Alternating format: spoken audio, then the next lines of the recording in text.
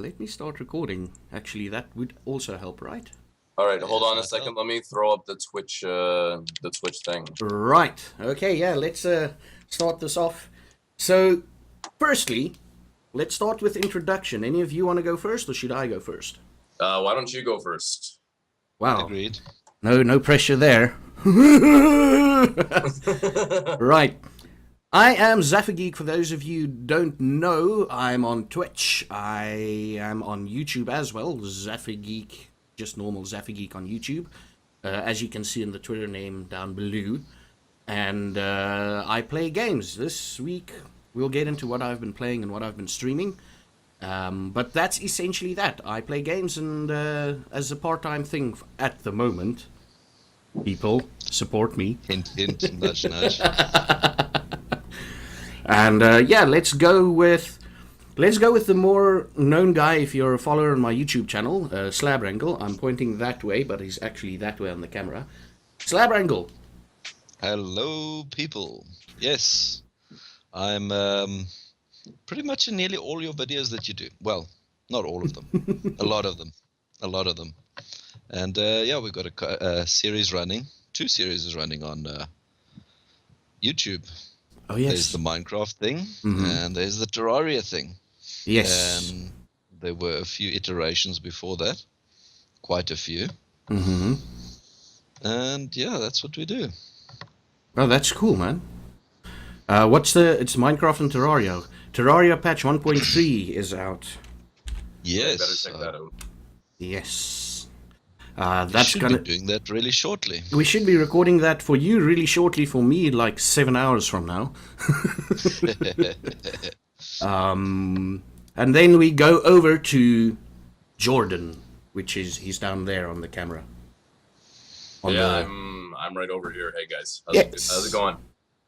Good, man. Good. How's it going with you? I mean, how tired are you exactly? Right now I actually got a good 3 or 4 hours of sleep last night, so I'm feeling nice and well rested. I haven't had a chance to have my coffee yet, but that's okay. I ended up getting some Gatorade right when I woke up, so I'm feeling rather hydrated. I'm feeling good. I'm feeling ready to start this thing. There we go. There we go. Nice. So what do you do, Jordan? Why have we brought you onto this show? Well, this very first pilot official thing.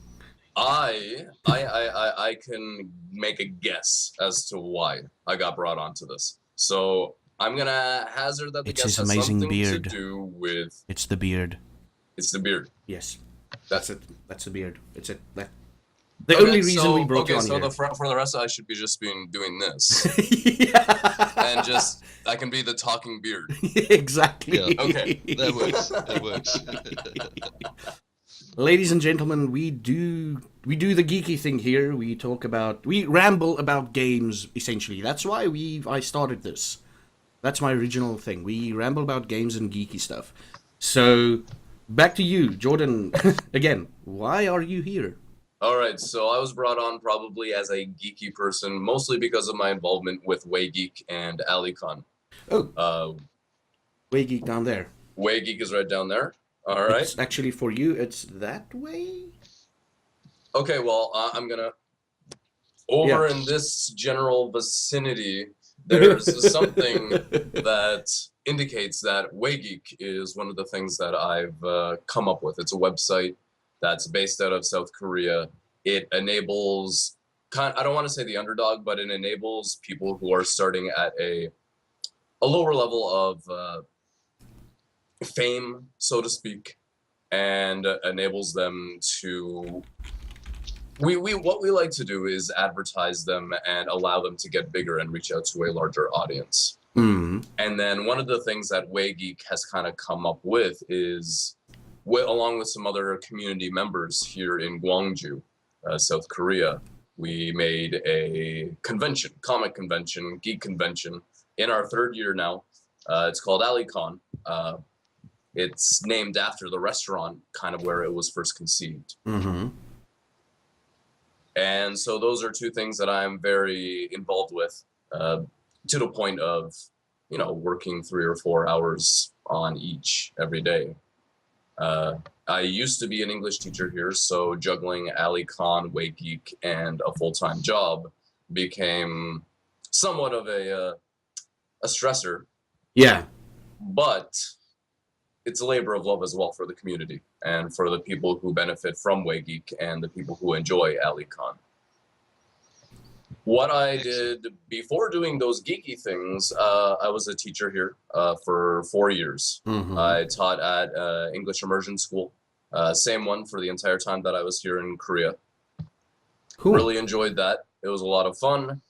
And I recently got accepted to a master's program in art business and art law. So I will be moving to Los Angeles in 1 month's time to start that program. On that thing, Slabwrangle, I'll get around to you now soon again. You're moving.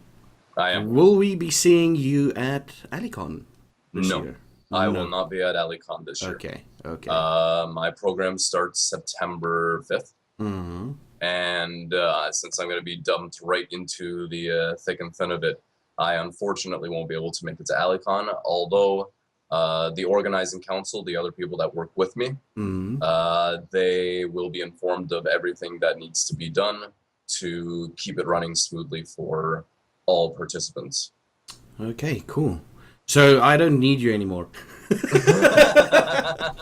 All right, well, I'll just take off. Yeah. I got a cat. I can just...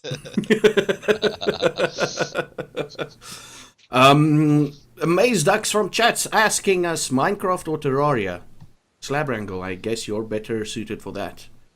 Minecraft or Terraria? Yes. Depends. How much pain do you like in your life?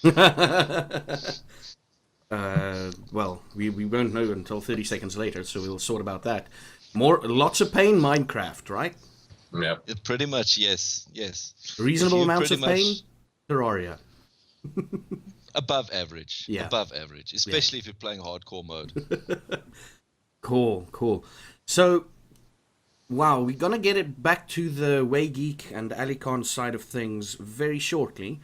Let's start off with games that you've been playing, Slabwrangle. Games that I have been playing. Right, let us start off with a gem I recently started playing. I know mode. that. I know that. Fantastic game. Mm. Divinity Original Sin. Amazing. Goes back to the old school style RPG. Lots of quests. Intuitive design. Fun to play. And it's got a lot of, let's call it homages back to the old days. You know, it's got elements of 3.5 D&D in. It's got elements of the original Fallout Arcanum. And, you know, it doesn't feel like a patch job. It feels like its own original creation. And it's got fantastic real-world manipulation. You can pretty much manipulate everything that goes on in the world, which is really nice. A nice departure from the static environment that you have very little interaction with. Fantastic game. The one thing that I had problems with that game is the questing system. It's not really intuitive. I don't know if you've played it, Jordan. No. Essentially what it does, it gives you a quest log, and it tells you what you've done. Yes. So you have to literally go look at that quest log. It's like, that quest log will say, let's say, for example, the murder of Slabwrangle. You've spoken to this guy, and he mentioned something about this guy. Yeah. That's it. They don't put waypoints down on the map where to go next. It's like, okay. And then you talk to him again, and another journal entry gets added, and it's like, this guy is in the merchants district of the city. It's like, cool. And then you go there, and it's literally a case of, wow, talk to everyone until you find the guy you need to talk to. See, to me, that actually makes sense. It goes back to, I think, rather than having a railroaded process, you actually have to use deduction, and you have to use intuition, and you have to use logic to figure out who you're supposed to talk to. And I agree with that fully. And I mean, that's what the D&D experience is all about. It's like, do I talk to the half orc over there? I'm supposed to be looking for somebody who's extremely violent, or do I talk to the thug over there? And it becomes a case of like mystery and puzzle solving and intrigue. And if what you're explaining to me, that like that's what I would prefer in something that harkens back to the older school RPGs, something where it doesn't give you any sort of hints whatsoever, and you're kind of just like thrown in the middle of the sandbox and said, build something. Yep. And I love it. I love it. You know, I know it's difficult, and over the last while we've been spoiled. You know, a lot of games lead you by the nose, and that's not an RPG. Yeah. Back in the days of Baldur's Gate, all you had was a journal entry, nothing else. Yeah. And it didn't even tell you where in which town. It says find this guy, and you know, if we want to keep on that vein, Icewind Dale, very similar. Yeah. Even Arcanum, one of the first quests that you got in Arcanum was there was this healer in one of the starter towns going on about a ring. And that's the amount of information you had. And the only way to solve that quest is to run into some guy halfway through the game, completely by chance, and get into a conversation. And, you know, I like that. I like that. I like that open-ended, because that is a strong theme in this game, is there are no fixed paths. There are no inaccessible terrains. And there is no restriction of entering an area. You know, they'll warn you. They'll tell you, listen, you don't want to go through this gate. The monsters on the other side are tough. And you tell them, we'll open the gate anyway. And they're like, hey, it's your funeral. And you go through, have your guts ripped out, and then you load and try a different area. you make it sound so commonplace. Well, that's how essentially that's how Divinity Original Sin is also set up. I mean, for the charity stream that we do like on a monthly basis, we literally, the last one we did, and Jordan, this is how amazing this game is, right? Yeah. So there's, as far as I can figure out in the game, there's different elemental planes that you can go to. Okay. The first one is the starter area, that's it. And then eventually you find a well, and I don't know how spoilery this is, Slabwrangle, but you find a well, and it tells you I can teleport you to another place. So you teleport there, and it's ice. It's snow. Eventually you find like a Waygate system. After that you unlock a Waygate system or something. Okay. And you go to another dimension. And in that dimension, there are 4 or 5 gates. And if you go through the one that's opened next, you get teleported to the ice area. Okay. So me and Happy Healer, we're like, yeah, let's go explore this area and see what's up and everything. And we meet monsters, we die 7 million times, we come back, we eventually defeat them through amazing use of tactics and strategy. Of course. And of course. There's no luck in that game. No luck in that game whatsoever. Okay. And I've got this one thing where I'm playing a wizard, and all my wizards are based off of Terry Pratchett. Okay. Yeah. So it's always like I do stupid things unintentionally most of the time. Unintentionally, let me tell you that. But every time I cast like a fireball and it might hit him, I go like, I'm a wizard, Harry, and I just cast and hope for the best. You know. But back to the story. So we go into this area, and eventually we reach a snowy area. And we clear out that entire area. Killed off the last boss in that area. Walk around a bit, I'm like, this is where we get teleported to if you go through the well. And this is where we get teleported if you go through the Waygate. This is the second area. We haven't completed the first area yet. Uh-oh. That's the amount of freedom you get in that game, and it's damn amazing. Well, at least it's not nearly as bad as Dark Souls. Dark Souls, Dark you're like... Souls is asking for pain. If you play Dark Souls, you hate yourself. Yeah. And you just want to suffer. It's like... There is no other explanation. Oh, I wonder if I should go through this door. You walk through the door, and there's like a demon that just like stomps you into the ground. You're like, well, I don't think I'm supposed to go through that door. So then you're like, okay, well, there's these nice, beautiful, sunny fields over there. Maybe if I go prancing through the sunny fields, maybe that's what I'm supposed to do. Nope, there's like flesh-eating plants. Nope. All right, so I'll go drink down at like the little water hole, sit down beside there, and just like ignore the rest of the world around me. Nope, piranhas. It's Yeah. like you never catch a break in that game, and it turns out the first place you're supposed to go through is that giant mashy demon, but you're not supposed to fight him. You're supposed to go through the little tiny door that's at the side of the room. Yep. Amazing. It's just like Dark Souls has a motto: if at first you don't succeed, die, die, die. So is that all you've been playing? myself. No, oh sorry. Slabwrangle? Oh, me. Well, yes. We did the co-op thing, me and the wife, and we started the game, treating it like a normal RPG. Mm-hmm. Halfway through the tutorial, we realized, you know what?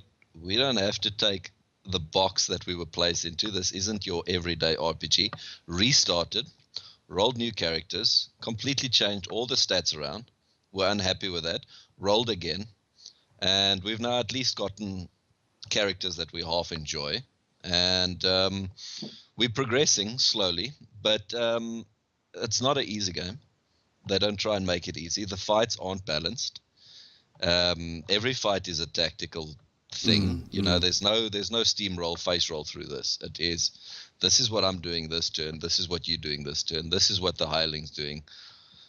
And you have to get those tactics going. Yeah. Yeah, one tip I can give you about that game: Yes. don't level up every time you gain a level. Don't. Save your leveling points for when you pick up items and it's like, oh, I need intelligence to wear this. Oh, so I'll put points in intelligence. Or, oh crap, I found new spells. I need to up my geomancy spells or whatever. Let me just switch on this light. And it's interesting. I've literally gone through about 5 levels without actually adding anything to my character until I got my first spellbook going. Okay, I need to make more space for the spells in my mind, and then I added up the leveling. That's how the leveling works in that game. Is you literally have to play according to the game. That's what makes it so amazing. And the thing is, it doesn't penalize you for not leveling, because your weapons have level restrictions. Like, for example, your starting gear has no restrictions. The first restricted weapon is level 4. So you can literally use anything up to level 4. You don't have to level to level 4. But if you try and equip a level 4 weapon, the game doesn't ever say, no, you can't do that. It says you can, but. So if you equip a weapon that is above your level, you take penalties on action points, which means you can swing it maybe once, maybe twice. And the same with chests. A chest will be locked, a door will be locked. It's a case of you can pickpocket it, or you can go through 3 or 4 swords trying to break it down. Yeah. Okay, so that's basically it for you, hey? Yeah. That's what I've been doing this week. Very busy with that. Mm-hmm. Yeah. And you, Mr. Bearded fellow over there. Well, I've been playing Skyrim. It's always my go-to game. I've been since right now. I'm sitting at level 85 in Skyrim, so I'm having a little bit more fun modding it. And I got the Berserk mod, so I've got like the guts armor, and I've got the big dragon slayer sword. Nice. And then I just go out and I'm like, oh, I'm gonna go find a giant. I'm gonna go find a bunch of wolves. I just go out and I just look for trouble. So you mod that game a lot, right? No, I prefer the vanilla version. I don't like modding too much. The couple mods that I have like the Be a Lord mod. So I've got like a town that I actually run for myself. Oh, cool. Nice. I've got the Berserk armor and stuff like that, just because I love Berserk. I also have the Arakiri samurai armor. And that's another option that I can carry around. It's got like extra pouches, and it actually has got like the Japanese horned beetle helmet and the samurai, the traditional armor. And it's got a katana and a wakizashi as well, and they're pretty cool to run around. If you ever want a challenge in that game, Yep. do you know about the Requiem mod? I do not.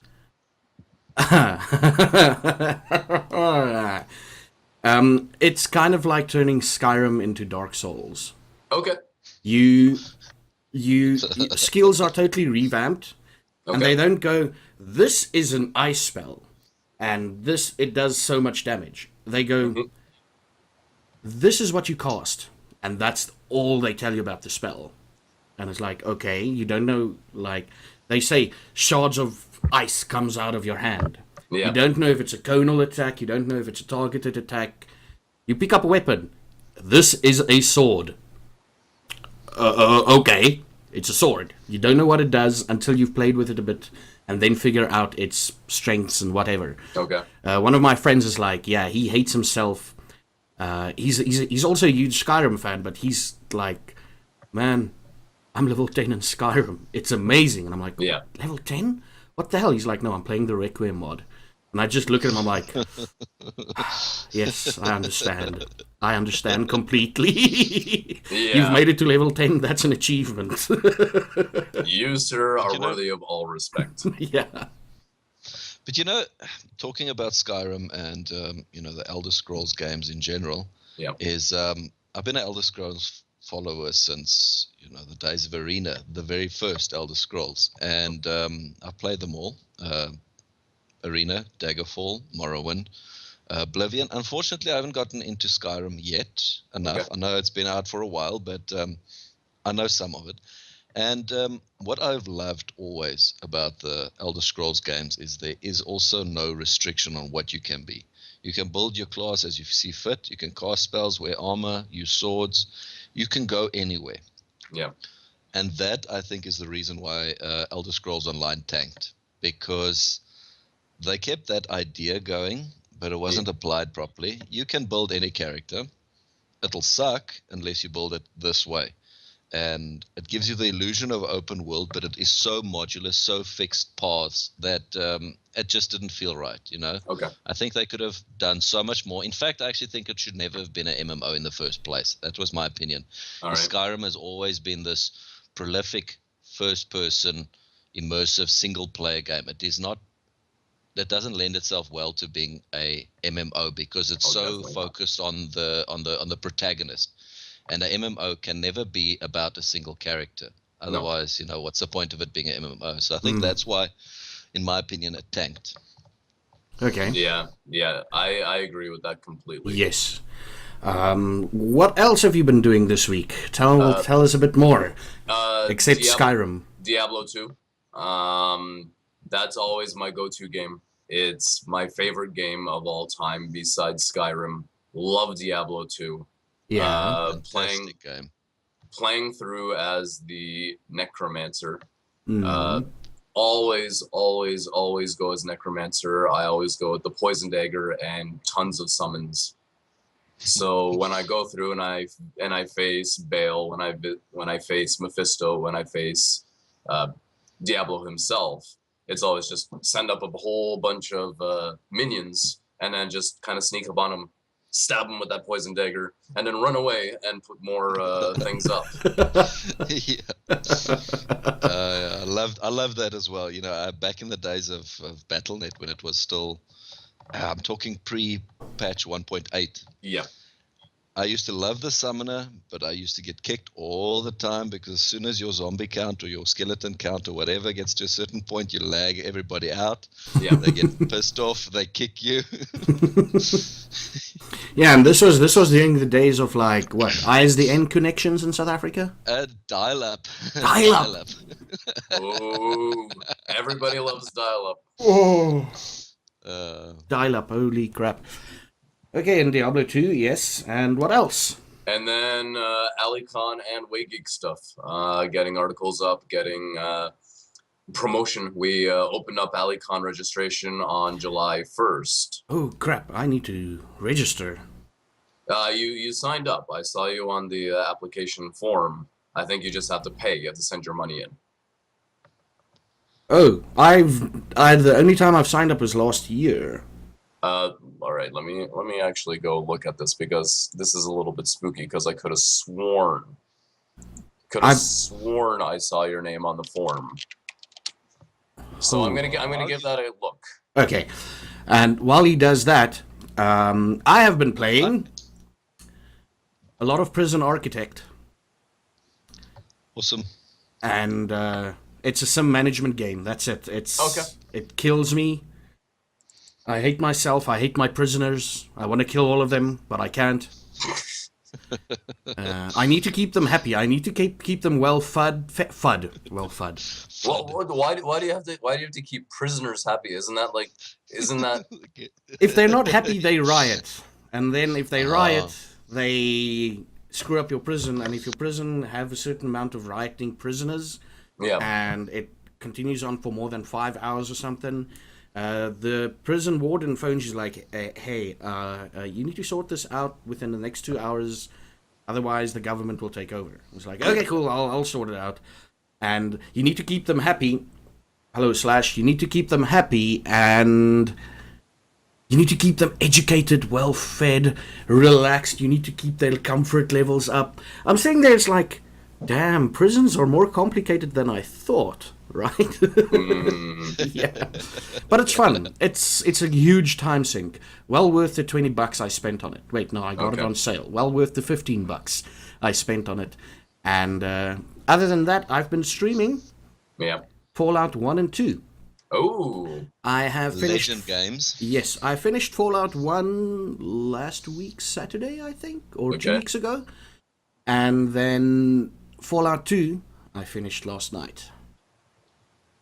Nice. It was amazing. Beautiful. It was like, and now I'm doing Fallout Tactics.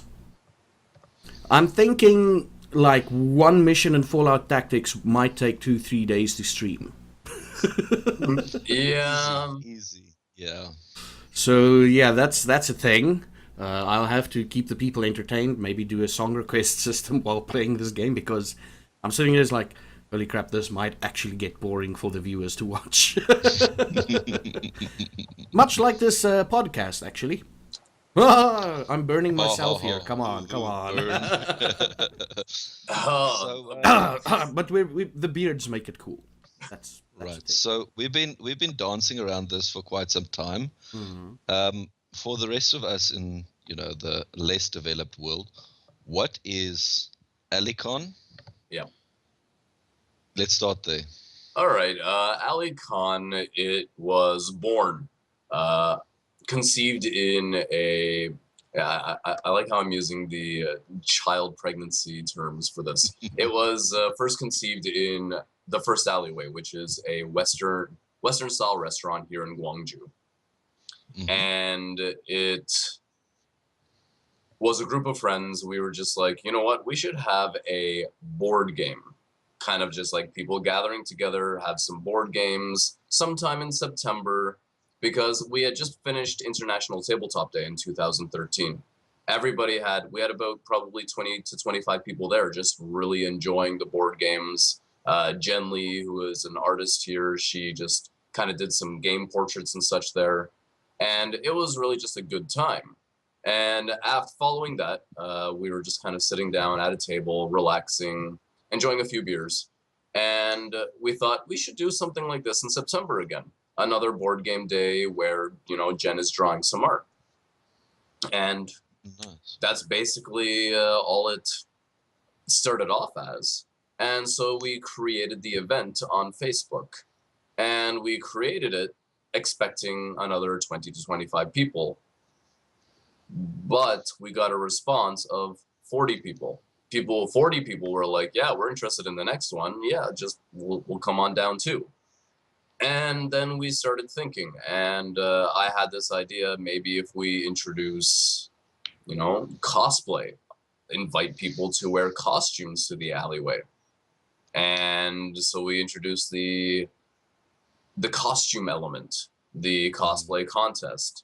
And then I thought, you know what if we did video games? Could we get somebody to provide a TV and a game console, and we play some games? And that worked out too. And then we thought, hey, what if we had an author that might call in, or two authors that could call into Alicon? And it was phenomenal. We had a response from two authors, Mike Cole and Jack Campbell. And they said, yeah, we'd be willing to do a little question and answer over Skype on the Saturday morning. And when Saturday rolled around in September, we ended up having 60 people in the restaurant. I would say 3/4 of which were dressed up in costume. And we had to turn away 40 people at the door because the fire hazard, you can't have more than 60 people inside the First Alleyway restaurant. Wow. And that was the very first AlleyCon, just a small thing with a couple author question and answers, some video games, cosplay, and board games. And it grew from there. That was 60 people for the first one in 2013. 2014, 225 people at the Gwangju Women's University. Sorel was there. Yes, or Zaffageek was there. And this year, we're aiming for 500 people, and we're going to be at the Gwangju Design Center. Nice. And the thing that really sets AlleyCon apart from any sort of event that is also like this in Korea is that it's the first Western-style convention, meaning where a lot of Asian, Korean, Japanese, Chinese conventions, they're very one-dimensional. They focus on one major element, and they advertise that. So, yes. Anime. Yeah, exactly. Anime. Yeah. They have an anime convention. They have a computer programming or like computer games convention. They've got an animation convention, and nary the two shall meet, or the three, or the four. They have a very one-dimensional, one-topic convention. AlleyCon is all of those things all together. It's video games, it's got cosplay, it's got artists, an artist alley, it's got vendors, it's got a cafe, it's got a restaurant, it's got geeky debates, it's got panelists, it's got a Magic the Gathering tournament, it's got board games, it's got RPGs, it's got P2P RPG, it's got all these fantastic things all in one place. So that's what differentiates the Western style convention that is AlleyCon from the rest of the conventions that happen in Korea, like Comic World and the COEX.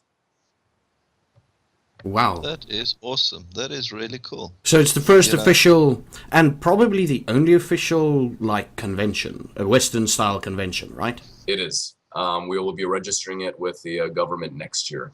Oh, nice. Nice. That is so cool. Hopefully I'm around here to go to my third AlleyCon next year. I hope so. You can collect the t-shirts. Yes. The only one you'll be missing is the first one. Yeah. I'm sure you can find one. Go on eBay, buy it for $200, Get a vintage AlleyCon shirt. That's actually a thing you guys should look into, hey? We do have extra AlleyCon shirts sitting around. Yeah, but just have 10 of them on sale. Only 10. People will be like, oh shit, I need to collect. That's how, the moment you put a limited availability on something, it's people like, oh crap, I need that. Well, I'll be one of them, but... I want to sit on these ones for about 10 years. $500 for this t-shirt. from the very first AlleyCon, this t-shirt. Mm. And we've got 50 of them sitting around still. And people are able to buy them. If you want to buy them, just approach me and say, hey, I'd like to buy a first year AlleyCon t-shirt. And they're completely up for grabs. Okay, cool. One thing that I know is a sort of a problem in Korea is shirt sizes. Yes. But you cater for that with the Western size, right? Yeah, what we do is we fix that problem by ordering one size larger. If you order one Korean size larger, that equals the American size one lower. Oh, okay. So if you want a medium shirt, I order you a large. Okay, cool. And it's just they've taken the American sizes and they've brought them a step down. And yeah, it's fairly simple. There's no math involved. It's just boom. Cool. If it's a large, it's a medium American. Okay, so when is this year's AliCon? September 19 and 20. It's 19. a 2-day event. Apparently, I do something there. Apparently. You're doing something there? Yes. What are you doing? I'm hosting the Twitch broadcast of... Not hosting, I'm the presenter?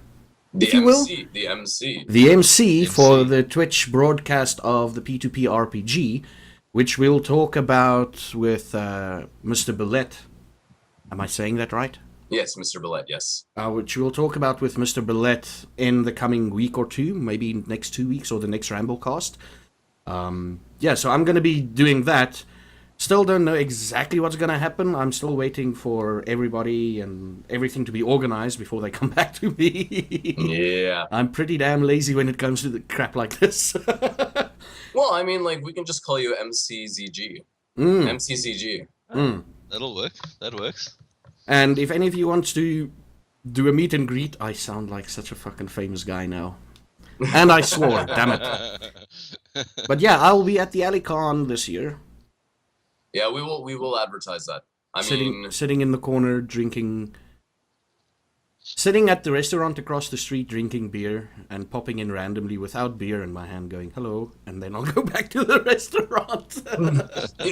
you should just kind of like walk around and be like, hi, everybody, and just kind of like walk the circuit and then walk back outside, not even stopping to talk to anybody. Yeah. Just really, really arrogantly just...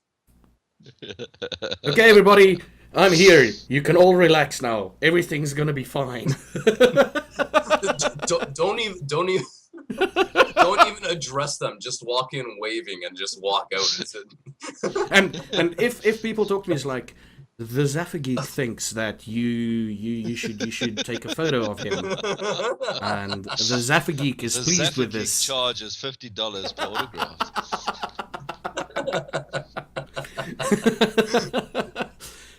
I'm pretty sure you would get your butt kicked in a record amount of time if you tried that. Yeah, no, definitely. Especially by, I always forget his name, that huge guy. The huge guy at Alleyway. Oh, Drew. Yes! Man, when I saw him the first time, I'm like, I'm sorry, I'll just walk past you. Yeah. Wow, that's a giant, man. Slabwrangle, imagine Zod. Yes. Our friend, Zod. Okay. Yes. Imagine him with a little bit taller and about 3 times his body weight in muscle mass. Okay. Zod is like, our friend is like this. Okay. He's a tall, skinny guy, but wow. Anyway, yeah. So I'm gonna be at the alleyway at AliCon. AliCon is happening 19th and 20th of September. 19th and 20th, there is an icebreaker at the alleyway on the 18th. And there's going to be some geeky trivia there. Where do people go if they want to sign up or look at things or? You actually go to www.alicon.com or you go on Facebook to AliCon, and both of those places have posts that will lead you in the right direction to the application form. Okay. Our webmaster is currently working on putting a register now button on the homepage of our Waygeek website, of our AliCon website, and of the Facebook page is going to have just here, sign up right here. Okay, that sounds really, really cool. And now tell me about you've done the soul thing. Yeah. Now, yesterday. Yes. What? But go talk about it. I don't know what to ask. Would you like me to go grab the poster that I brought there? Go grab the poster. I will go grab the poster. I'm going to be back. Dance for the audience, I guess, for maybe like 2 minutes. It's not even going to be belly that long. jiggle. I'll do a belly jiggle. Yeah, this is kind of cool, man. I've been to the second AliCon, and it was amazing.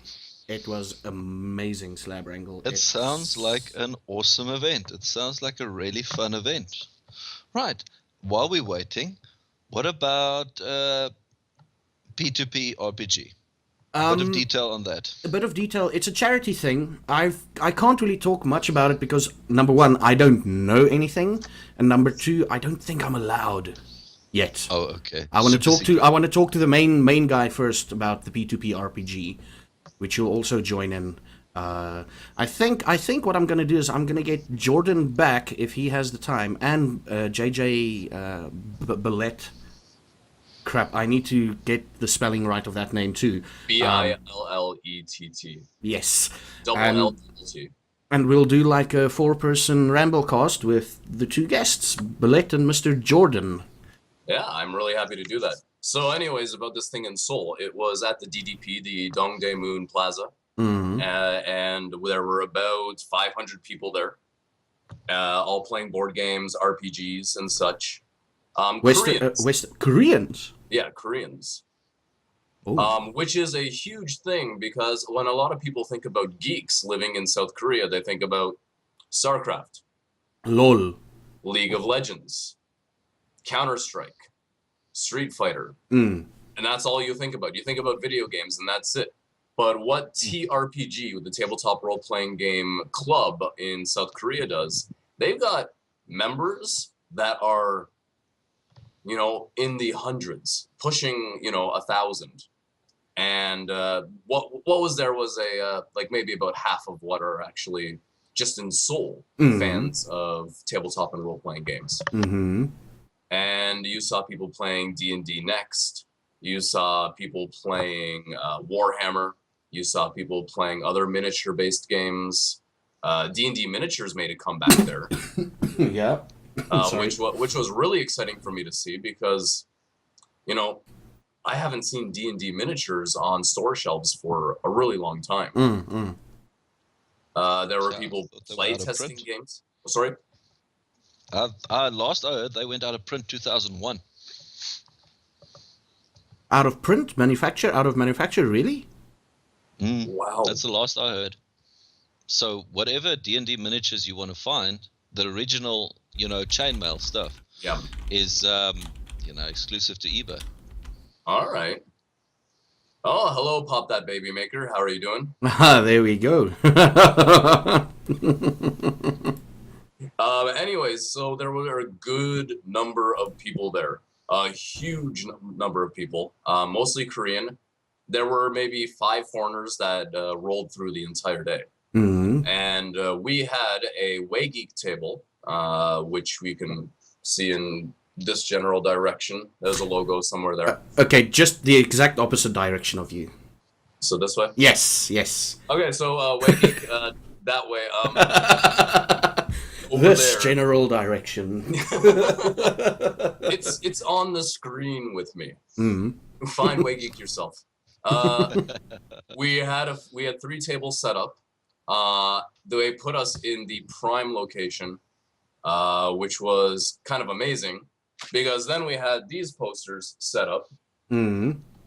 and you can see listed on there we have contributors. We have P2P RPG. Mm-hmm. Second down from the top is Woo! Yes. Yeah, I know that logo. I know that logo. We've got Bearded Meeple. He's a guy that does board game reviews and such for Waygeek. I've He seen a also lot of this does it stuff. independently. Yeah. Bionic Brawl, which is my friend Thomas, and he's developing a card game. Yes. And Lucky Unlucky, which is a comic that we just recently took on as well onto our website. I saw that. That was. I want to actually. What I usually do with web-based comics, I wait about a couple of weeks. Yeah. Just to and then sit down for 10 minutes and just read everything. Yeah. Because. So, yeah. Yeah, I need a backlog because otherwise I'll be like, what's happening next? Oh crap! I have to wait another week or another 2 days or another whatever. It's like. And then to bring it full circle, another reason we went to the event is, of course, to push AliCon. Mm-hmm. So we passed out hundreds of these slips. Mm-hmm. I'm just checking if it shows up on camera. Yes, it does. Oh, Yeah. cool. So we passed out about 150 to 200 of those slips to people. And actually, a lot of the people that came in, the first thing they did is they're like, foreigners. And then they made a beeline straight to us to see what we were doing. One table was Bionic Brawl, and Thomas Butler, the inventor of this game, he got a lot of really good feedback. I actually got him in contact with a publisher and the publisher said, you need to do this and this and this before you can publish the game. Refine gameplay, get an instruction manual, and get a synopsis of how to play the game. And so we were able to find him a potential publisher for the game. Oh, crap, man. I wish I could have made it there. It would have been so much fun. And then we had, at the other one, we had P2P RPG. We'll be talking with JJ later on about P2P RPG. But the other table was there being run by a friend of ours named Shane. And the guy was a champion, 7.5 hours straight of DMing. There were 2 groups of kids who barely spoke any English in there as well. So he did 2 like really huge adventures, battles against dragons and gargoyles and griffins, simplified for children in a really illustrated sort of way. And Korean. Animated. And Korean.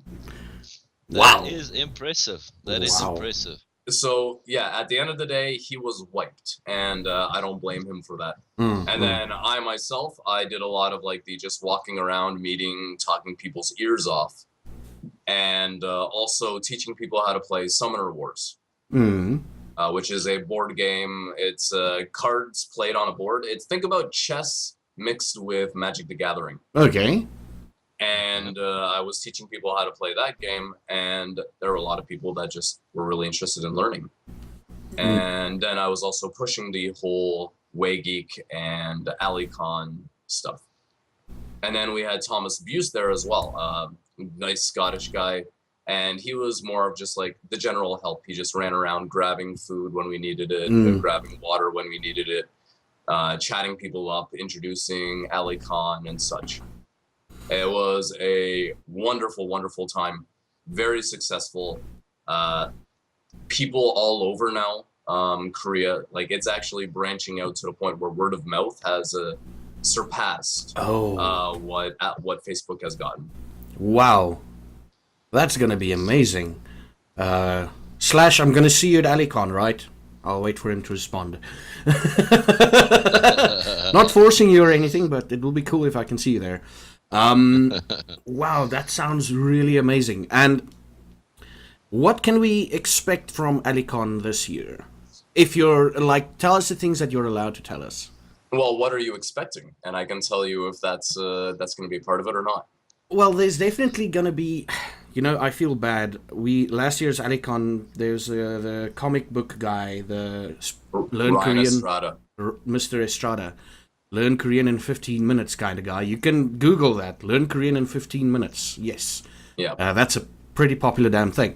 Learn to read Korean. Anyway.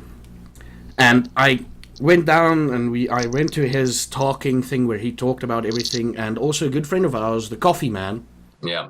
Steven was there. And he also talked about some weird stuff and everything. And what happened was, it was in a lecture type of hall, like a classroom. Yeah.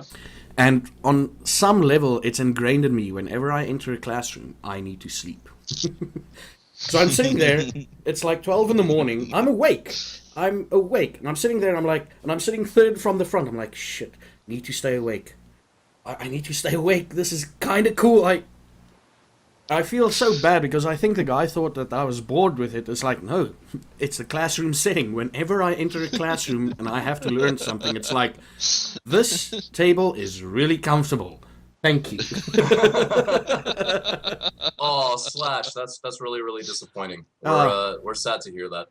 Tell your friends then about it. Haha. Yes, there we go. Tell your friends. If you can't make it, pimp it out to your friends. What other else? Expectations? Other expectations?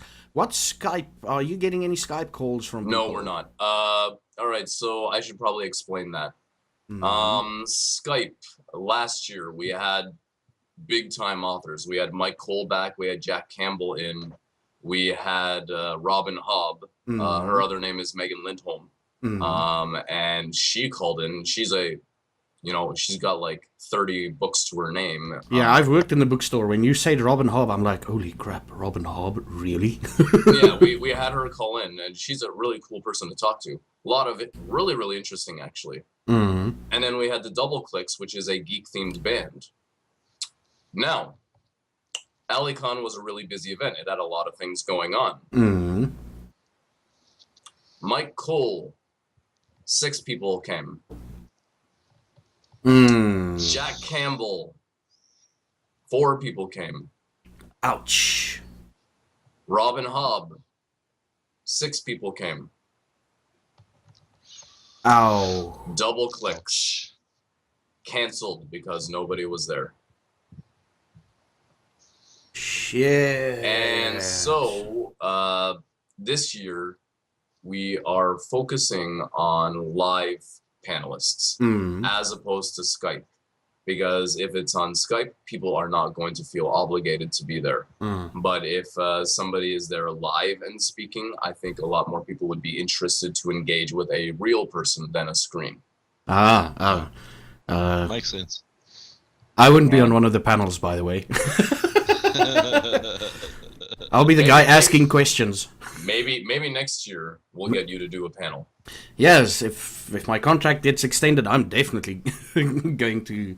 Okay, no more of this if my contract gets extended, okay? You When? want your job. When? There you go. There we go, when. And anything... Okay, what else? Oh, toasted cheese sandwiches. I can suggest it to Tim. Oh, please, man. The grilled cheese sandwich. The grilled thing, yeah. Yeah. Oh. I will talk to Tim and see if that's a possibility again. That's amazing. That was amazing. What else? What else do I want? Okay, cosplay is going to be there. Yep. Damn, that guy that went last year as the Unsullied. Yeah.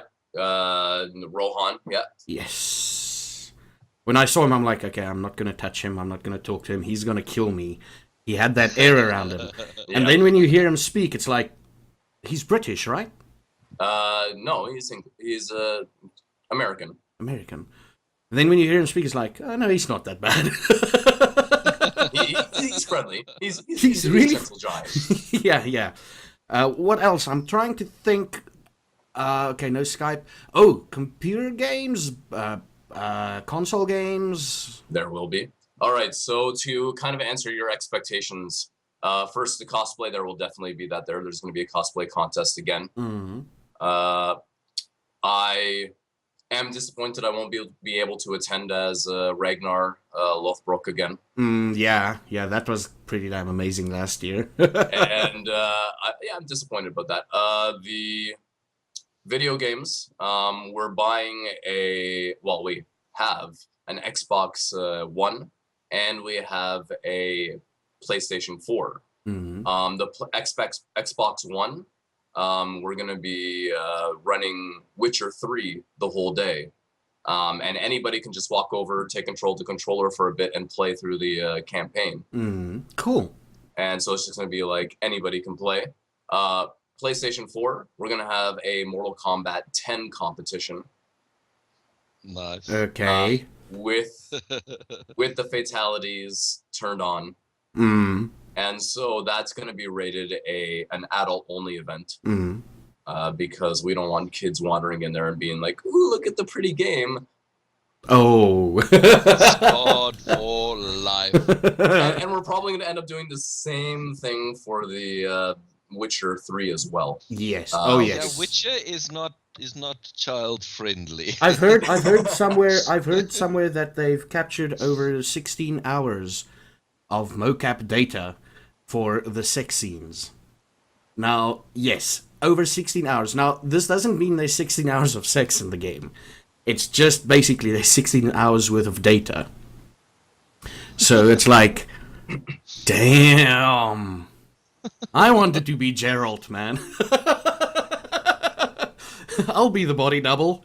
A flabby, fat version of him. Just put in some yellow contacts, you'll be fine. Yeah. And, okay, so the games, board games, what can we expect? I know Bolt Action will be there. Yeah, we have 5 board game tournaments. We've got a Ticket to Ride board game tournament. We've got a Small World board game tournament. We've got a Settlers of Catan board game tournament.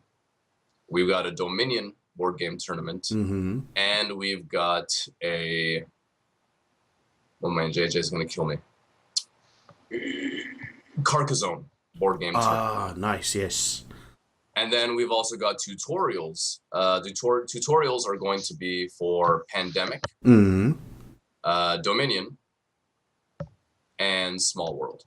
Okay, cool. And then there's just going to be casual board games. Like Magic and... Well, Magic the Gathering there's going to be like a whole draft over in that, wherever you have it. Yeah. Room just dedicated to people playing Magic the Gathering, either competitively or just, tutorials. People who want to learn Magic the Gathering can go in there and they'll be taught. We'll also have RPG games, random RPG games going, tabletop games. Like, I think we're going to have some Warhammer there. Bolt Action is another tabletop game that will be played there. Lots of really cool stuff in that regard. We're going to have P2P RPG as well. Yeah, but that happens during the night, right? No, there's going to be a live event also at the convention itself. Oh, so that you can... Okay, that you can do the charity thing proper. Yeah. Yeah. Wow. Slabwrangle, any questions from your side? We're running a bit over the time, but... Oh, no, that's fine. We can take all the time we need. Okay, cool. You've got time. I've actually got 2 questions. Yeah. First one, Alicon, where to from here? Where do you see it in, let's say, 3 years, 4 years' time? Oh, that's a really good question. I actually have a 5-year, 10-year, 15-year plan.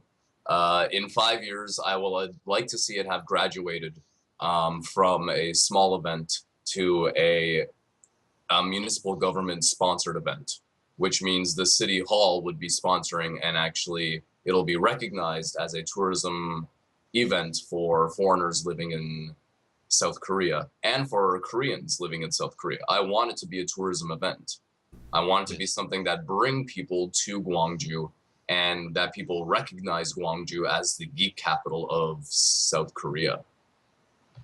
And so when people think, where are the geeks? I'm a geek. Where do I want to live? The first thing they think of and the first thing they find when they type in Korea geeks is Gwangju. Yes. And so in 5 years, I would like to see a government-sponsored event. So all of the money that comes in, we can donate a larger portion to charity of our profits, pour more back into the event itself by buying more tech. I would like to see gaming corporations like Sony and Nintendo and Microsoft actually have booths there to demonstrate their games, new games and new technology. I would like to bring over celebrities from Taiwan, Hong Kong, Japan, China, other cities in Korea, like maybe Seoul, and have them come down. And I would like to see it, instead of being at a small design center, I would like it to be at the convention hall, the Kim Dae-jung convention. I would like to see a artist alley with about 20 different artists selling art and doing caricatures. I would like to see vendors, people who, make chainmail, or people who do make little miniatures or little chibi versions of the Avengers or something like that. I'd like to see them selling their art and their wares. And I want it to become something where, you get about 5,000 to 10,000 people every year. And, in 15 years, if we're seeing 50,000 people go through, that would be a phenomenal thing, because that means a lot more money will get donated back into the community for charity. That sounds like a good plan. Yeah. It's ambitious. It's going to take a lot of work. It's going to take a lot of I'm prepared for the work to put into it. I think the most important aspect will be the giving back to charity. Yes. It started off as a volunteer event for a lot of the organizers because we knew that most of our profits would be being put back into a couple charities that are really close to our hearts. The first charity being the Michael Simning and Dwara Scholarship Fund, which is a fund that sends girls in Ndwara, Kenya, to vocational school. Nice. It's $1,000. Cool. It's $1,000 for one girl to attend school for 4 years. And to date, that program has raised about $10,000. So 10 girls have been sent from that village through school, and they are returning to the village with their training. With the skills. Wow. Yes. A fantastic cause, yes. So there's that Um, one. Oh, and then we have one more charitable cause, which is the Adopt a Child for Christmas fund. And that's a movement that in Gwangju, it puts Christmas gifts into the hands of underprivileged children, orphans living in our city. Last year, the last year that I was involved, which was 2 years ago in 2013, we put gifts into the hands of 450 children for Christmas. Wow. And this year, Very they were cool. able to Very do cool. 550 children got Christmas gifts. This year or last year? Or sorry, last year, 2014. Ah. Yes. That And this year, sounds really cool. and yeah, and it's something that's really close to the hearts of the organizers. And so any money that the larger that AliCon gets, the more money that can be benefit or sent from that, the bigger percentage can be sent from there back to the charities. Like if some year we can give, in 2025, if we're pulling in 50,000 people at $40 a ticket, that's like $20 million or something like that. 2 million. I'm not good at math. I think about 2 million it would be. Wow. And a good portion of that, then you can give like 200,000, 300, 400,000 to just Ndwara and send, basically build up that village. And that's something that I would really like to see. Fresh water. It would be phenomenal to do that. And also the same thing, like children, have like, I don't know, get children gifts, stock up, groceries, really just kind of help the community, maybe expand to other charitable causes like the Single Mothers Society living in Gwangju, branch out to larger community things in all of Korea. And then, of course, money would go back into AliCon again to make it even bigger and better for the next year. So the more money that you make the next year, it's cumulative, yeah. Yeah, the more money you make, the more money that goes out to charity each passing year. Ah. And you get the manufacturers on board. You spread that goodwill around. Maybe they will sponsor a few children themselves. Yeah. Maybe you could get the ball rolling quite a bit there. Yeah. And your plan might sound ambitious, but if you look at the projection from when you guys started with 60 and then all the way to 200, it's entirely doable. It's entirely doable. And that was without even the Korean community being involved at all. That was just foreigners. Yeah. We've already seen in registration already. We've seen a group of 5 Koreans they registered already. Nice. Just to come in on Saturday, which means we are reaching out a little bit to the Korean community. And then yesterday at the DPP event, the board game festival, we reached out again to a lot of Koreans, and a lot of people were like, yeah, we definitely want to come and we want to spread the word to our friends. And as we reach out into the Korean community, as we reach out into the foreigner community even more, and as we maintain the trajectory, I think 5,000 to 10,000 in 5 years is completely possible. Yeah. Entirely, yeah. And the other question? All right. Last question, just quickly. Yeah. What is Waygeek? What do you guys do? Oh, that's a very good one. Waygeek is it's a website. I'm going to read off the poster what I wrote because my brain is a little bit shutting down. I haven't had coffee yet this morning. Waygeek was founded. It's founded on the belief that all people deserve to be recognized for their talents, and we encourage members of the Korean and expat communities to showcase their projects or ventures free of charge on our website.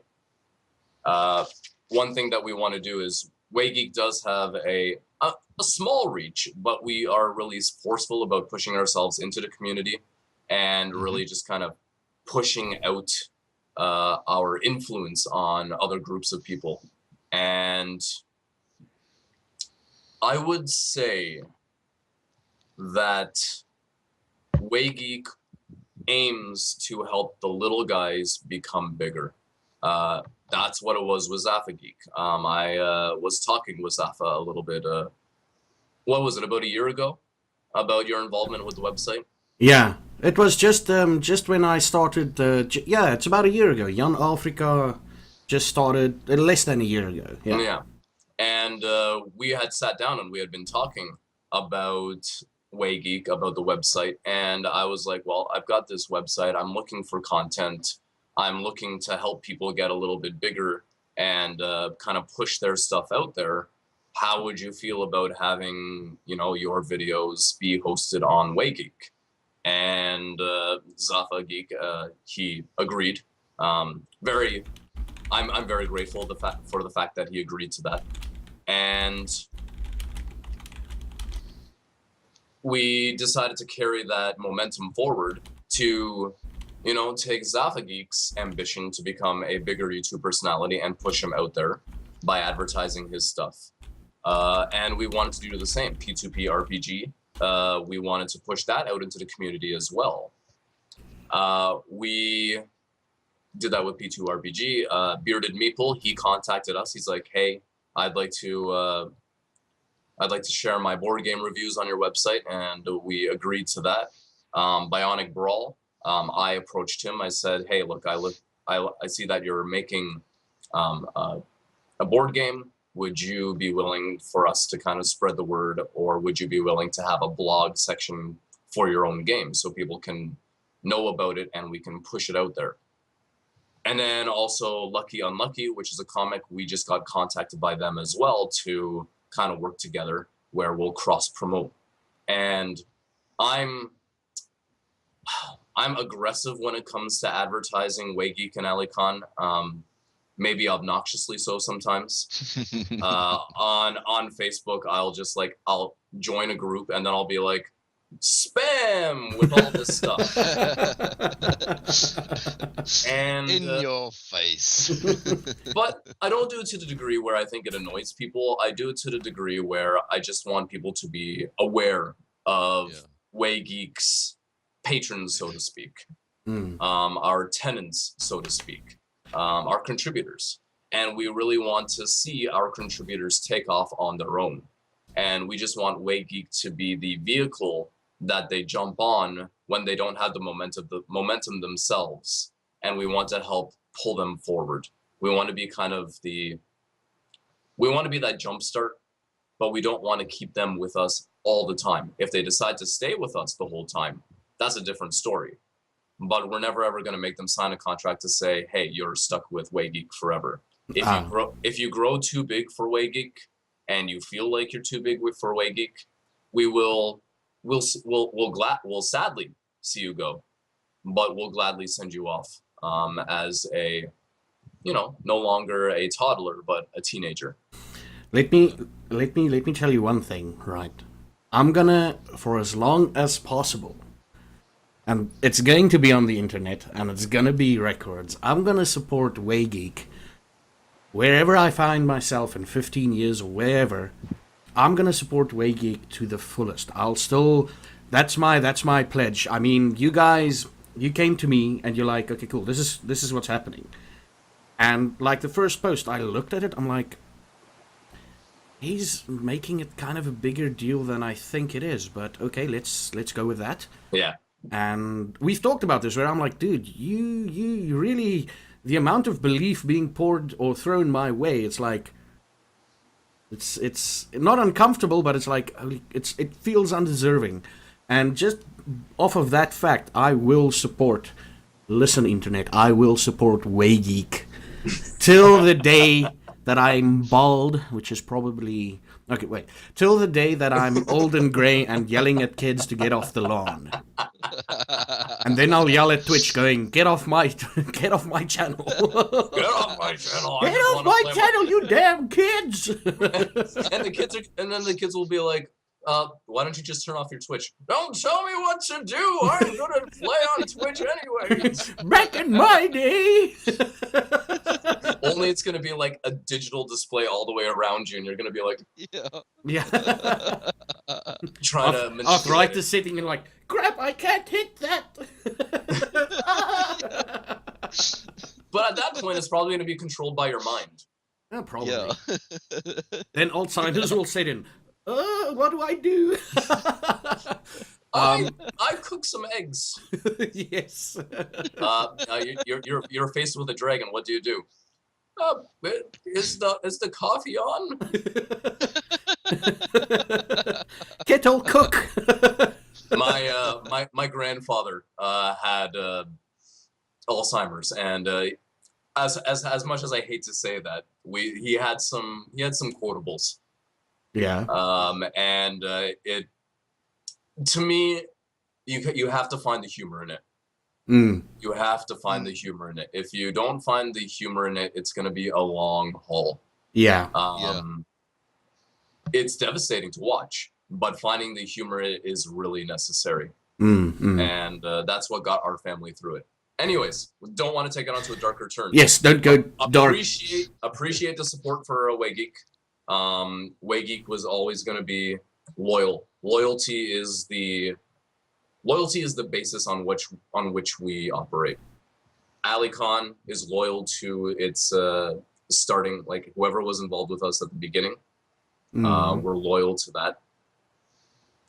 Whoever was with us at the beginning of Waygeek will be loyal to that as long as they wish us to be loyal to them. We will be loyal to them.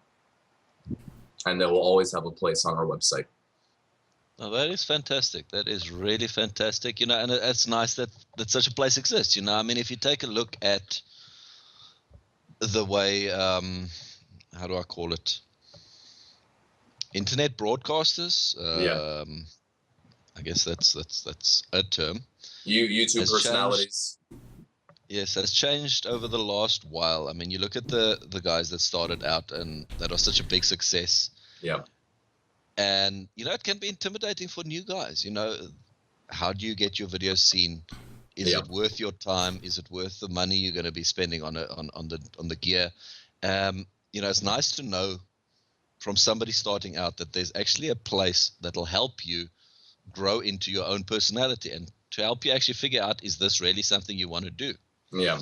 And it's great. It's great that you guys are out there. Just yesterday, there was a guy who's looking to start his own board game publishing company, and he didn't know. He knew where to start, but he didn't have any sort of he only had his own website. So I contacted him. I said, "Here's my card. Send me a message. We'll talk, and we'll set up so you have a weekly, or a bi-weekly blog up on Waygeek, where you can kind of push your own stuff, your own Kickstarter projects." And one of the things that I would like to do is put the guy who's developing games in touch with the guy that's reviewing board games.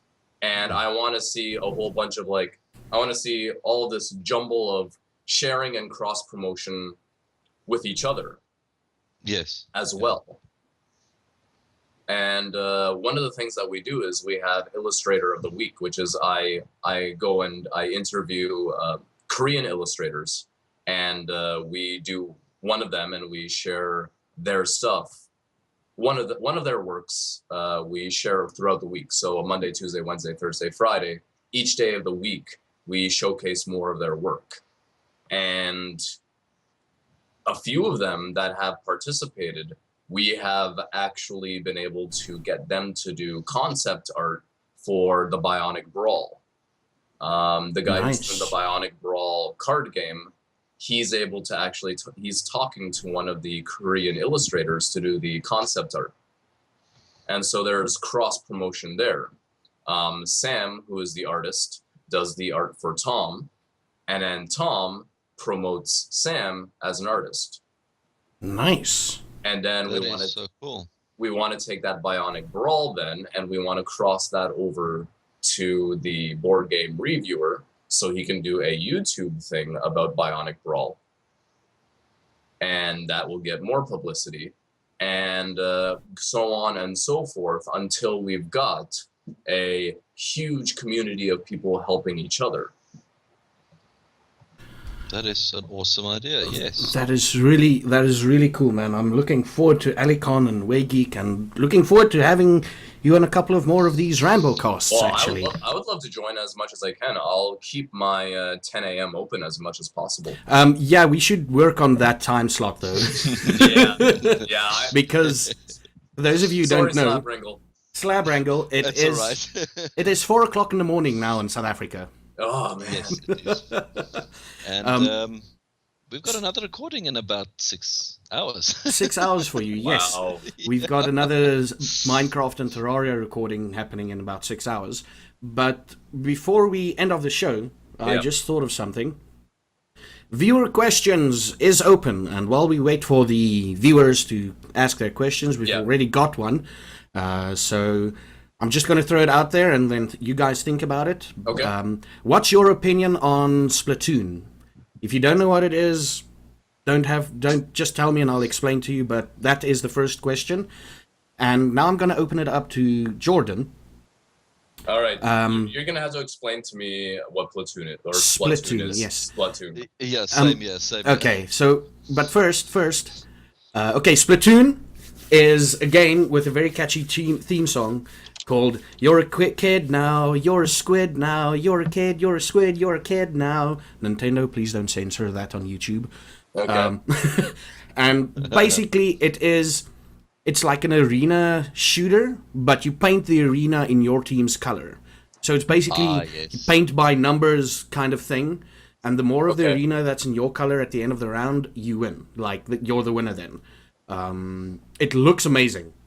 Barrett, it looks amazing. If I owned a Nintendo system or whatever, I would play it, but I don't, so I'm not playing it. It looks amazing. It really does. That's okay. Then that's my only opinion. I'm the only one with an opinion. Well, I'm playing the trailer right now on mute, and I'm watching it, and it looks like Team Fortress 2, but much more kid friendly. Yes. And it looks like a lot of fun. I mean, you've got these paintball, or not paintball guns. You got squirt guns filled with paint. You're running around. You're painting the walls. You're painting the floor. You're painting the ceiling. You're painting each other. The thing about the squid is you paint, and you turn into a squid. And as long as you're on your color, you refill your paint bar by swimming in your paint color. So you go down under the ground, swimming in paint, maxing up or filling up your paint meter.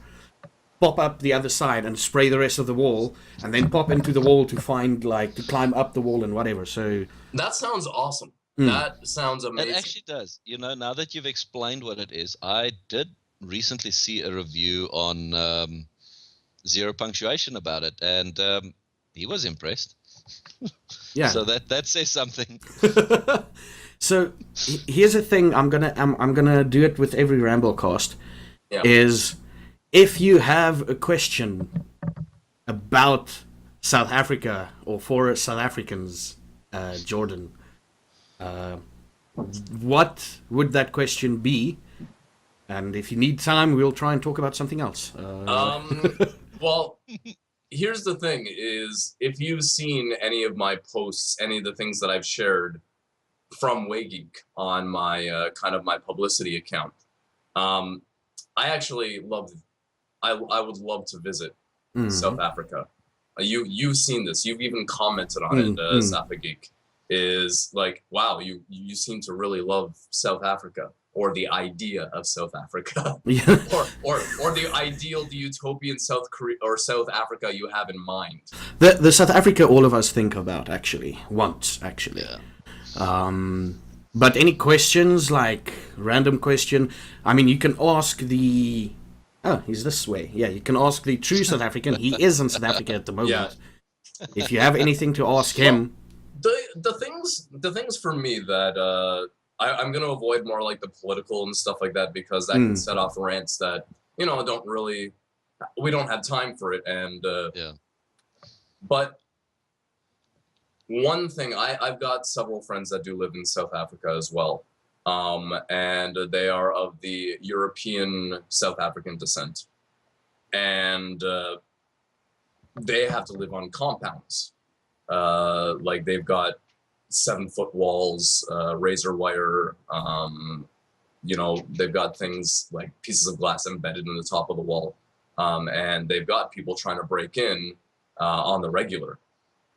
Is that something that happens to all European descended South Africans, or is that something that just because they're a little bit more affluent, that's what they have to go? wow. The answer there is, unfortunately, it is non-discriminant. It is a thing. Unfortunately, it is a thing. And it's a case of, if you have, somebody wants it. Okay. And unfortunately, the reason for it, be it unemployment, be it a poor police force, whatever reasons you can think of, maybe a little bit of everything, it is a thing. Unfortunately, you have to live behind walls. You have to live behind high fences with electric fencing. And, crime, poverty, it breeds opportunists, Yeah. Unfortunately, it's a thing. Okay. And now let's bring it back. Let's bring it back to something lighter. How do you game on the connect? Like Zaffa, he recently did a post about the internet speeds. How do you find yourselves coping with the lower internet speeds than a lot of the developed world? How do you find that? How did that find that affects gaming and gaming together? Let me just interject here. Our main connection thing is if we game internationally, we connect to European servers. Okay. Because, and this is something not a lot of people know. I tell a lot of people, be afraid the moment South Africa gets a higher speed connection. Okay. Because the skills in that community, we compensate for a minimum or an average of 300 to 400 ping in games. Okay. Right? Yeah. I remember when I played World of Warcraft back in South Africa, I would talk to Americans, and they'll be like, "Oh man, my ping is so bad, it's 80 now." Or Europeans, I'll be like, "I'm sitting on 600 ping at the moment. What are you complaining about?" So competitively, if we do happen to get better internet, if this is not a question of when, it's a question of if, South Africa will kind of destroy the world. Yeah. Well, yeah. To follow up on that, right now we have what might be considered almost acceptable. But earlier days, when I just started playing World of Warcraft, it was terrible. If your ping dropped below 600, it was a good day. You played at a ping of an average about 800. You played almost with a second of lag. And, you start developing a near Jedi sense of what to do because you are a second behind everybody else. And, one gets competitive in that. You start predicting what other people are doing. Myself, I used to do a lot of PvP. Yeah. And it's frustrating as hell. It's frustrating as hell being a second behind everybody else. But you compensate. Wow. You do compensate eventually.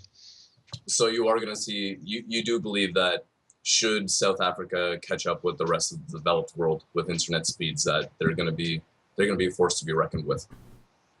I think so. And we're actually not that far off. Plans are in the works for fiber. Nice. It's still prohibitively expensive. It is unbelievably expensive. It's not. The thing that I read recently about fiber in South Africa is they will only roll it out if it's feasible. In other words, if you get like your suburb together, you have a suburb town meeting or whatever, and you tell them, okay, cool, we need at least out of 50 houses, we need 20 people that will buy this.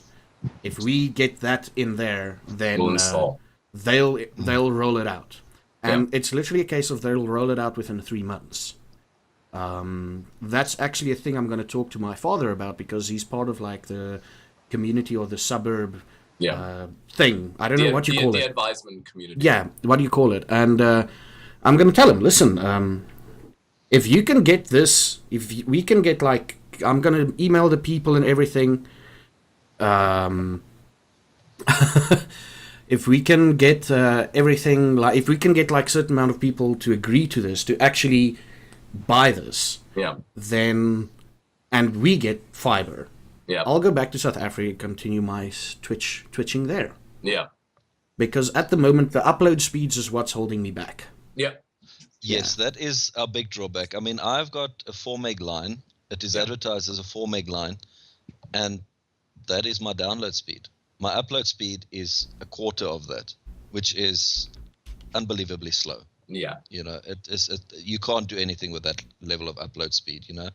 And, you know, with the fiber thing right now, they've got, I think it's 1 or 2 suburbs in the major cities as trials to see if it takes off. And, you know, hopefully it does. But, you know, we've got a bit of an identity crisis. You know, there's we want it, but we don't want it. Yeah. You know, it's you want the future to happen, but you're afraid of change type of thing. So I totally hear that. Hopefully it takes off. It takes off. The main thing that's holding South Africa back, and I kid you not, it's something, I'm speaking under correction here, but it's been something in the works for about 10 years, plus minus. Okay. 10 years ago, they said, we're going to do local loop unbundling. I don't know if you know what that is. No, I'm not a clue. Essentially, a super fast connection to your local exchange on the phone line. But from your local exchange to your phone is a copper wire. Okay. That is where the bottleneck happens. That is where you can't get, like, better speeds. Yeah. So if they replace the copper wire with, don't know, maybe fiber or something else, that'll increase our upload speeds and download speeds drastically without... It's probably going to be a little bit expensive. They're probably going to hike up the prices if they do that. Yeah. But it has been planned to start rolling. The rollout was planned to start in 2000-ish. Okay. And it just never happened due to bureaucracy and politics and all that. So the moment... I mean, I've got some Australians on my stream that usually follows, and they're like, oh man, Australian internet sucks. We still have copper cables at some places. And I'm like, in South Africa, we've got copper cables everywhere. We don't have the local loop unbundling thing yet. That is the big limit to our speed at the moment. Okay. But yeah, playing games from South Africa is interesting. That's why on my European account in Diablo 3, I have a Witch Doctor. Because then I don't have to worry about the lag. All I have to worry about is summoning the minions and staying alive. Mm-hmm. You know? The moment I go into a melee character or whatever, especially in Diablo 3, it's like, I can't do it. It's the lag, it just happens, and then you run into a mob and you die. Oh, 1 second, in 1 second you have full health, and next to you're dead, and you're like, what just happened? Yeah, that's essentially it. And I hope it works out for South Africa. I mean, it is a beautiful country. Yeah. It can be so much more. Yeah. It's a unique place. That's definitely a unique place. Yeah. And the images I've seen of like the rural landscape outside the cities and such, that's the reason I want to visit. Dude, if you go to my hometown, and it's literally a case of all you need to do is find a hill. Yeah. And you can see the landscape outside of the city. A freaking hill.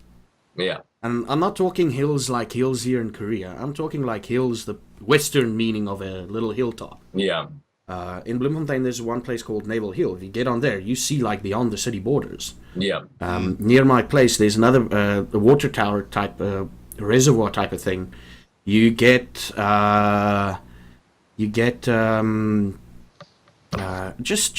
hold on. Just hold on. Yeah, I'm looking at these comments. Yeah, dude. Thank you for that. And goodbye, sir. Yeah, AJE 1000. No, he's banned. Cool. He's banned. Good. What was that? I'm not. he I'm said- not on Twitch. He said, we're talking about South Africa, it's like, it looks ugly to me. I'd rather see Auschwitz in 1942. So I banned him. Anyway, Yeah. trolls be trolling, yo. Thank you, sir. Go back to your bridge, please. Yes. He's probably like 9 years old or something like that. Yeah. Anyway, so you can see the landscape from almost anywhere in the city if you go high enough, right? And you don't even have to go high enough. And literally, we're in my hometown. It's a case of drive 15 minutes. Yeah. 15, 1-5, Yeah. and you're outside the city. Beautiful. How far are you from Kruger? Kruger. Sorry. How far am I from Kruger? Slabwrangle? About 8 hours drive. Oh wow. That's 8 quite hours. a distance. 8 hours drive. Yeah, I think that's the one park that's the farthest away from the from my town. Okay. Yeah. Yeah, But, and you know that's the thing about South Africa is things are wide and open. You know, my old man, he's a stud farm manager, and there's horses as the main thing of the farm, but there's also 5,000 hectares of game farm Wow. with wildlife. You know, just whatever. Take a drive, see giraffes. There's wildebeest, there's springbuck, there's kudu, there's Man. whatever you can imagine. I need to go visit your uncle when I'm in South Africa the next time. You know what? You know what sounds good? Your dad. Springbok barbecue. Oh yes. Mm. Oh yes. Springbok biltong. Oh. For those that don't know what biltong is, it's also known as jerky. No, it's what jerky wants to be. Yeah, I would agree with that. My buddy, he makes biltong here. He buys out big slabs of beef and he smokes that stuff. And Okay, then I'll need to talk to your buddy then. Maybe I can get some biltong from him. oh my goodness, it's unbelievable. And the way he seasons it, it's perfect. We've gone over there to have a few rooftop braais, and amazing, just amazing. The amount of I live about nearly 1,000 miles from where my old man lives, and whenever he comes to visit, he always brings me a big bag of biltong droewors, and if it lasts 2 days, that's a record. Yeah, that's the same with me and dried mangoes. Like if somebody shows up at my house with a bag of dried mangoes, they're usually gone in about like 10 minutes or something like that. And they're like, dude, this was supposed to last for, the next week. And it's like, no. You shouldn't have given it to me. It's the same when I got back to South Africa for a short holiday. It's like, ooh, I've got biltong. This will last the average South African maybe a week. I got it. It's like 10 minutes later. 2 hours later, I'm on the loo going, oh crap, what did I do to my body? So worth it. So worth it. So worth it. I hate myself, but damn, that was delicious. I'll do it again tomorrow.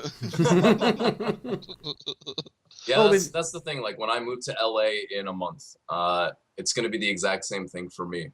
It will be just, oh, hey, all the food, every Chipotle burrito,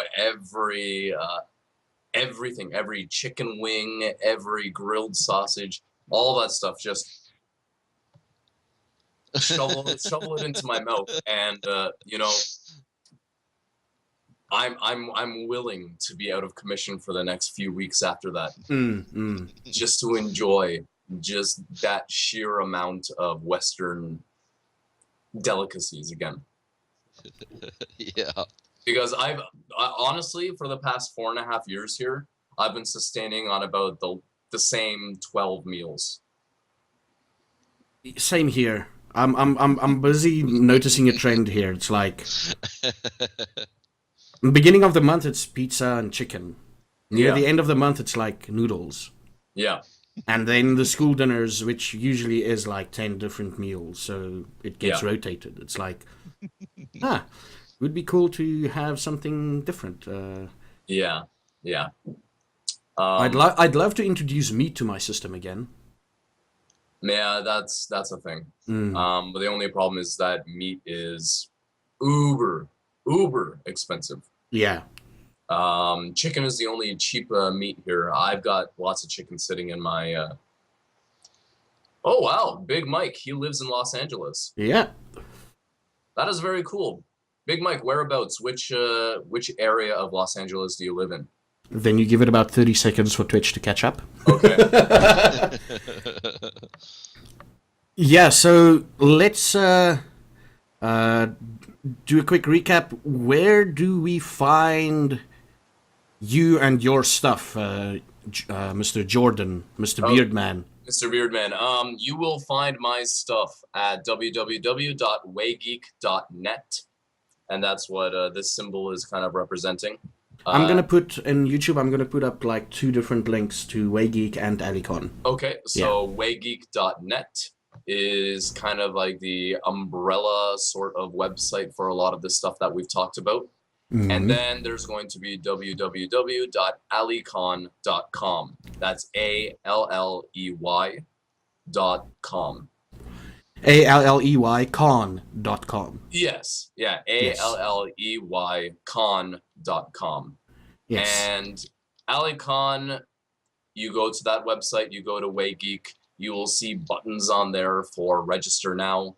You hit that, you'll get sent to the form, fill in the form for Saturday or Sunday or both, and you will be registered for the event. You transfer your money over, and boom, we got it. Nice.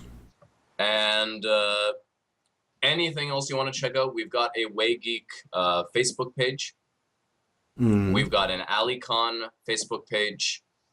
And then we have a publicity account that I use to advertise all of our Waygeek stuff. My personal account, I'm not going to go for the whole name. It's just the initials would be MJVH for that. So if you see MJVH on your feed, that is my personal account that people can access. And then there is my publicity account, which is just Jordan, and then my last name, Van Hardingsveld. Yes. This guy's got a really Afrikaans surname, by the way. Yeah, Slabwrangle, Dutch. Van Hartingsveld. Van Hartingsveld. Van Hartingsveld, yes. Yeah, Dutch last name. My heritage is kind of like a mutt. I'm Dutch. I've got Norwegian. I've got like Scandinavian blood as well. That's where the beard comes from. We've traced back my family line through the Vikings. Like they invaded Netherlands, that sort of area, and so I was the result, or our family line is the result of the less than desirable actions that occur during pillaging. Yes. I'm gonna teach you an Afrikaans word that you probably have heard because you have South African friends. Yeah. 2 words actually. All right. If ever you talk to someone, and I don't know if this is your music taste, about a band called Die Antwoord, it's not D Antwoord. Antwoord. Yes. Yep. Aunt as an aunt and uncle. Antwoord. Yep. Yes. Antwoord. Yes, and the other word is moer. Moer. Moer.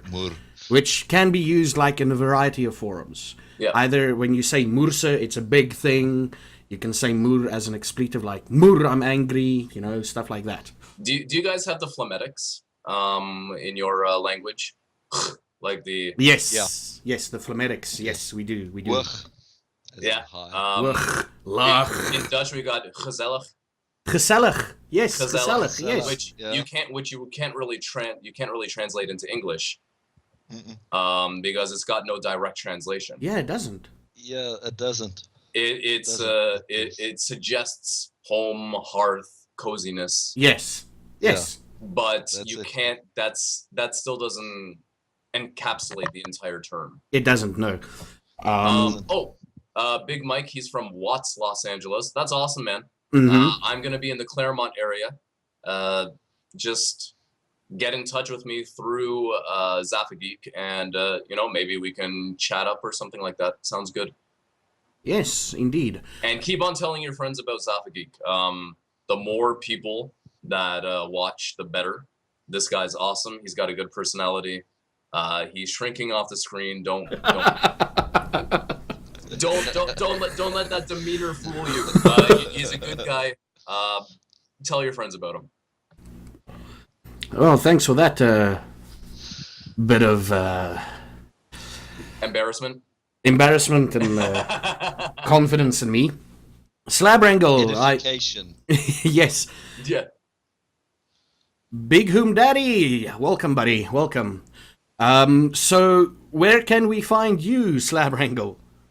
On my YouTube videos? Pretty much, yes. Right now, I'm just a member of the Zaffageek organization. All right. Yeah, I'm basically the guy that does. If you don't know it yet, you're on my YouTube channel. You're watching this. I'm doing the Zaffageek stuff. A lot of people ask me the question where Zaffageek comes from.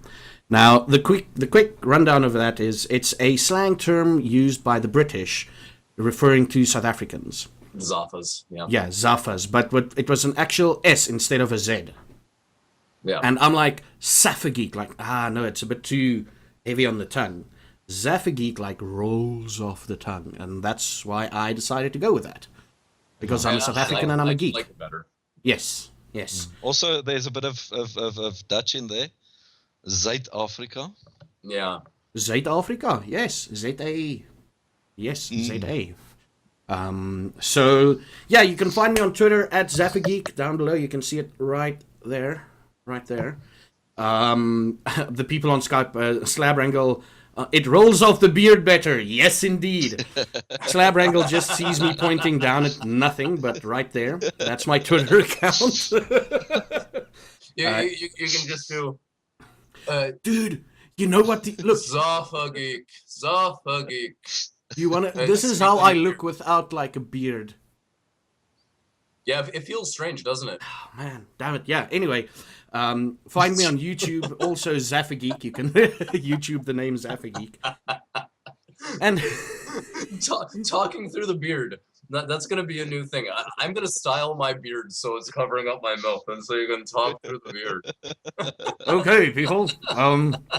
You can find me at YouTube on YouTube as Zaffageek, and on Twitch if you're watching Zaffa_geek because Twitch doesn't like the two words combined.